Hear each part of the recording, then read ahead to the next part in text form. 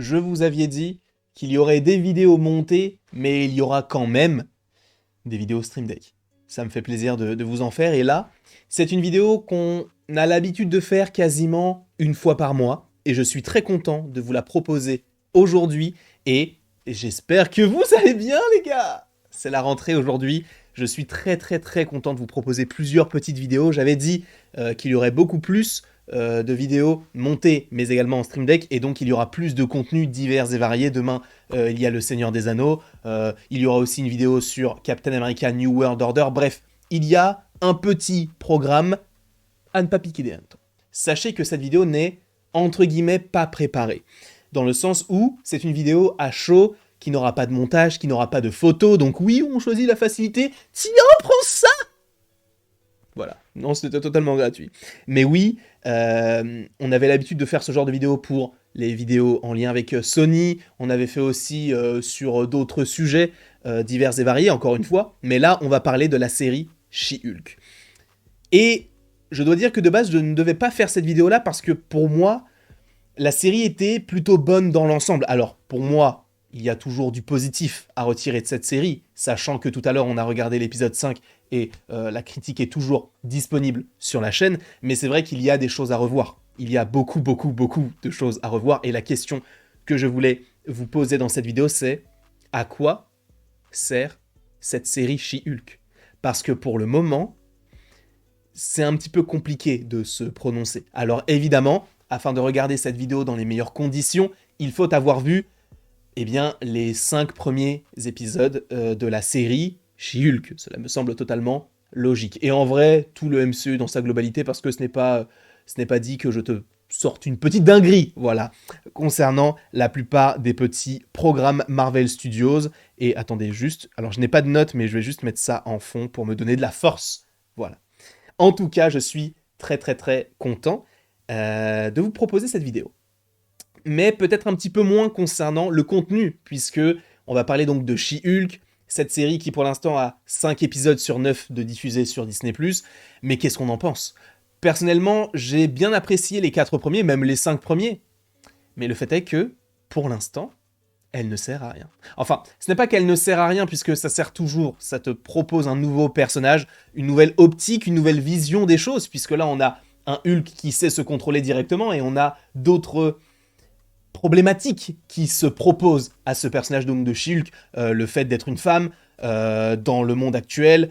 Il y a beaucoup de thématiques fortes qui sont hyper intéressantes à explorer, notamment dans un monde super-héroïque où justement certains choisissent d'apprécier She-Hulk, d'autres choisissent d'apprécier Jennifer. Je ne vais pas forcément reparler encore et encore une fois du contenu de cette vision de She-Hulk, puisqu'on en a déjà parlé en critique sur les 4 premiers épisodes et notamment sur le dernier. Encore une fois, la critique est disponible, mais sachez que pour l'instant, en fait, il n'y a pas de fil rouge.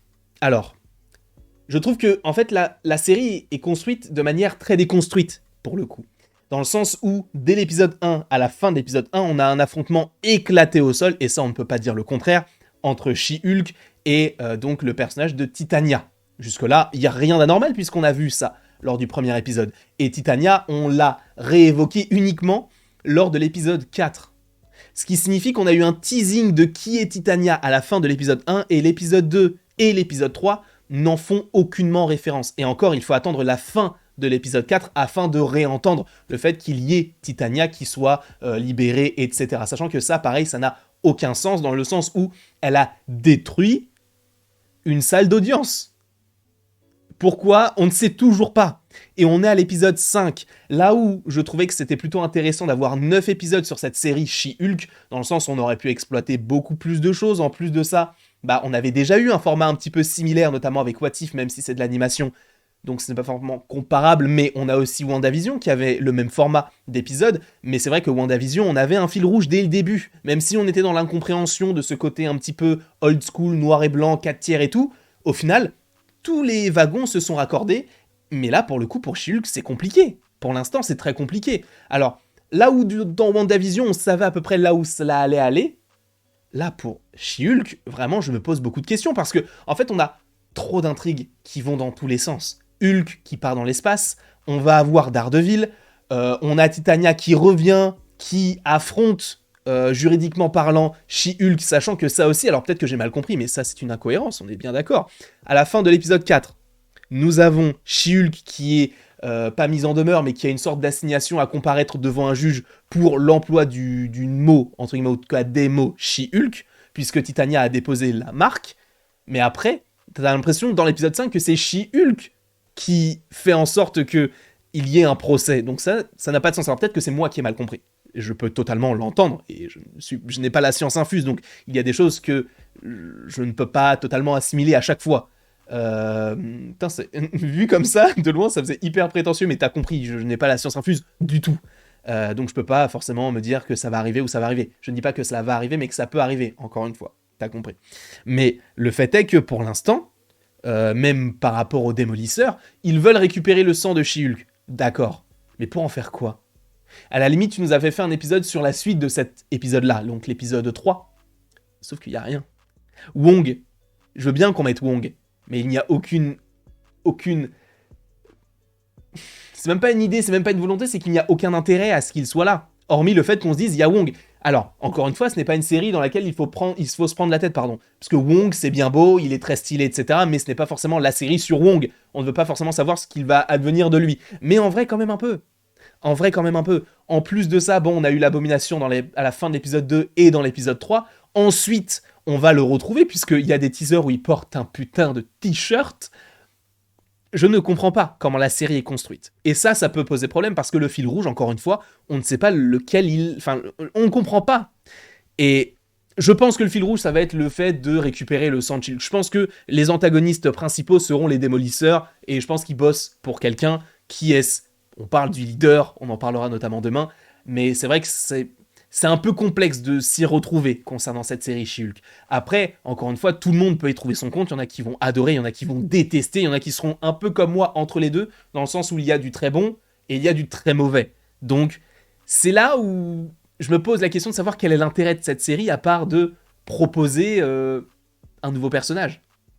Parce qu'à la limite, Moon Knight, il y avait cette idée d'explorer le côté un petit peu mystique, tu vois, le côté un petit peu créature, le côté religieux, entre guillemets. Là, pour She-Hulk, c'est le côté juridique, c'est cool, mais ça ne fait pas du tout avancer le MCU. Alors tu me diras Moon Knight non plus, mais quand même un petit peu à son échelle, de son côté. Là où She-Hulk, en vrai, elle n'a pas vraiment d'évolution, pour l'instant. Et on dit pour l'instant, mais on est quand même au 5e épisode. Il faut à un moment donné que ça parte dans une direction claire, nette et précise, parce que pour l'instant, c'est très flou, selon moi. Encore une fois, ce n'est que mon avis, je ne dis pas que tout le monde doit penser comme moi, vous faites évidemment comme vous voulez, vous pensez comme vous voulez.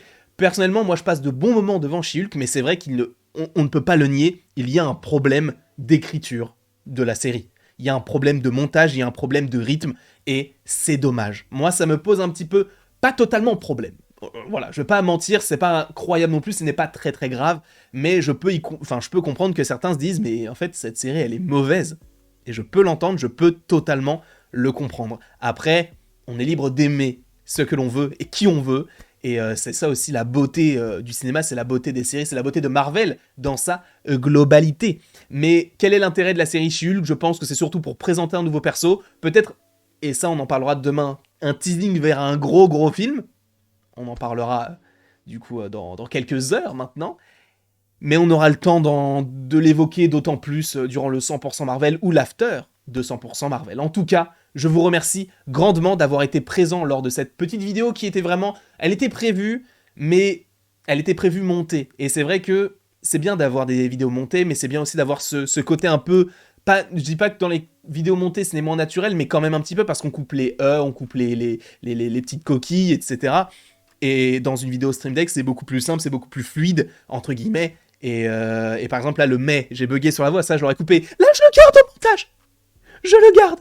En tout cas, merci beaucoup à toutes et à tous d'avoir suivi cette vidéo. Comme je vous l'ai dit, on se retrouve ce soir pour un after sur la chaîne du Geek. Et, non, sur ma chaîne et un 100% Marvel sur la chaîne du Geek. Donc, on sera là dès ce soir et on sera là demain, après-demain, après-après-demain, tous les jours de la semaine. J'ai un planning très chargé que je vais vous proposer. Et de toute façon, vous n'aurez pas le choix.